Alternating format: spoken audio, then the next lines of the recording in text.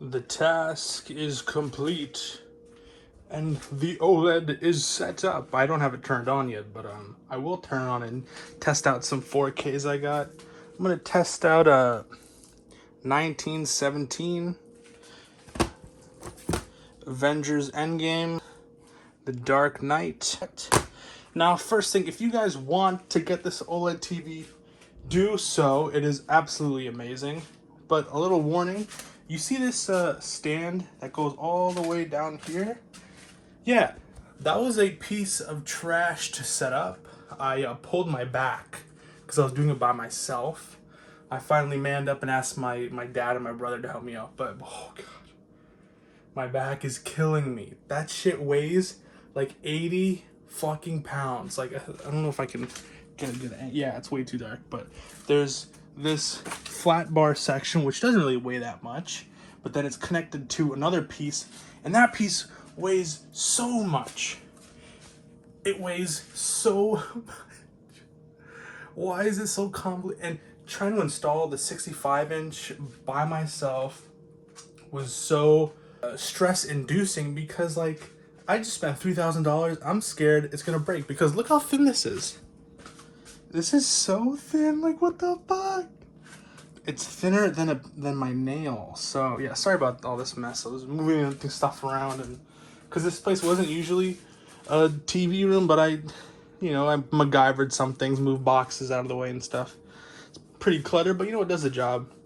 So now, let's test out the movies. But first, I'm gonna find if I can find some screenshots of my old TV, because my old TV was really bad. It was the 77 UP. It was $1,000 plus tax, $1,300, and I took some screenshots of like a Netflix of Raiders of the Lost Ark on Netflix. I'll be doing a little comparison between that and I saw 1917, and the blacks were god awful. There was no blacks in it.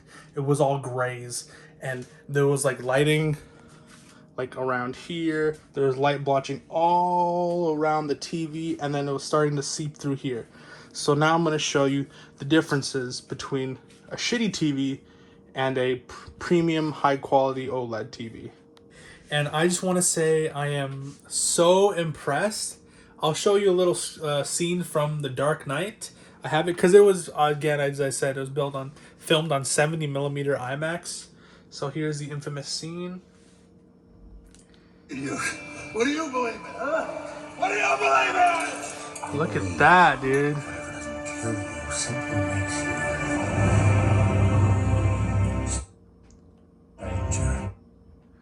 So if we go closer, you can literally see his pores. Look at the detail. Like, oh my god, you can see like his cut, scarred face. Oh yeah, I'm thoroughly impressed.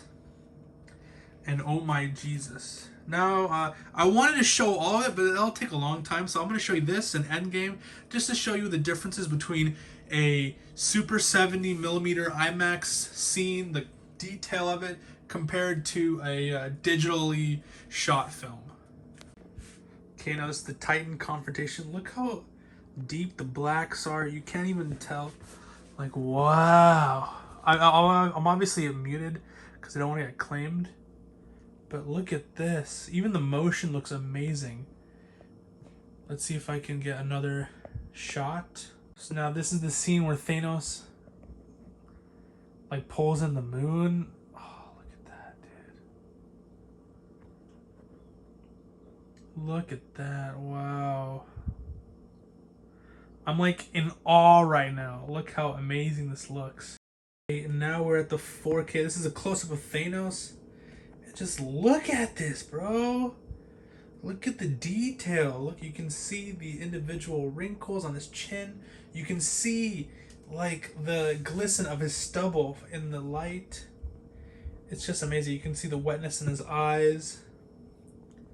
See the blooming of the light. It's just absolutely amazing. I highly recommend this. Don't waste your money on a mid-tier TV. Invest in the OLED because you'll be having this TV for years to come instead of buying a new TV, returning it because you don't like it, trying out another one.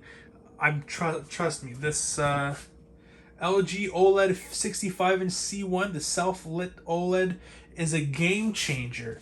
And some people are like, "Oh, the colors are a bit muted." Like, where are the colors muted? Like, this looks really realistic and absolutely amazing, and I just can't wait to watch all my 4Ks all over again because it's basically like a new experience.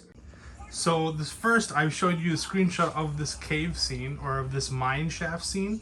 I can't really find the exact place on where it was, but this is a good reference.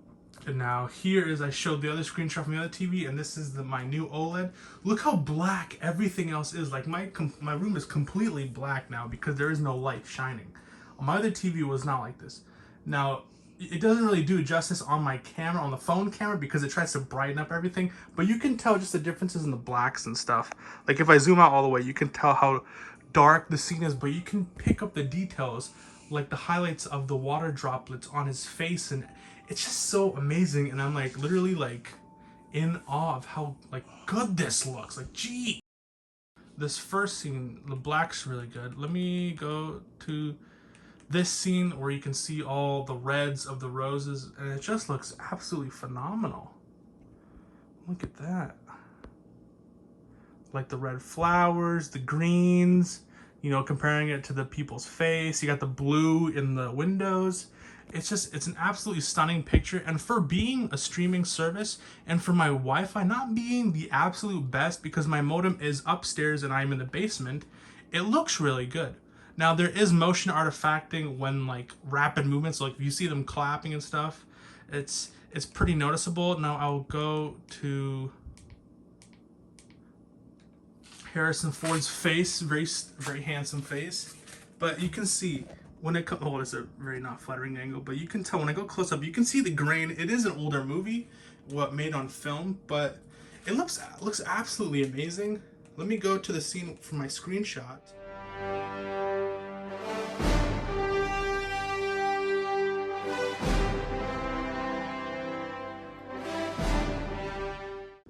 So going from one Harrison Ford movie to another, we're at Raiders of the Lost Ark, an older film, but I feel like the DNR is a lot better on this film, and like it looks really good. And I have a picture, I'm gonna post it right here, of the old TV comparing to the new TV, and just let me know what you guys think, because again, this is from the streaming service. So now going from 4K to streaming, now we are looking at the standard Blu-ray of Mad Max. I have it right here. And I just want to show you the colors on it. It looks pretty good. Now to be fair, this is a newer Blu-ray. Let me skip a couple scenes forward. But the colors are pretty good on this. I bet on 4K it'll look more vibrant, but I mean for what it is right now, it's pretty vibrant. You see the white chalky skin, you can see the blues highlighting with the oranges, and there's a lot of scenes where it, you know, catalysts between blue and orange. And just skipping to another scene. Again, see? Now this is a great scene because there's a lot of detail in this. It's not as sharp as it would be if it was this 4K. I can see where if it was in 4K, you can still see the individual granules of sand, and you can see them go up. But again, because it is standard Blu-ray, you don't get that punchy sharpness where it would be at 4K. And again, like even this is pixel peeping, but you can see like where his head grades out. Like you can tell this isn't a green screen. I feel like if this was in 4K, it would look sharper and more factual. But for a viewing standpoint, for being standard Blu-ray, for being a 6-year-old Blu-ray, it does stand out very nicely. But obviously, if I get the 4K, it'd be better. So yeah. So this is a newer standard Blu-ray. Now let's look at a really old Blu-ray. So this is Lethal Weapon, and look how dirty this film is. Like the this is, I believe, a 2007 transfer. And jingle bell, jingle bell. Anyways, I'm gonna start. So I'm gonna skip forward a few scenes.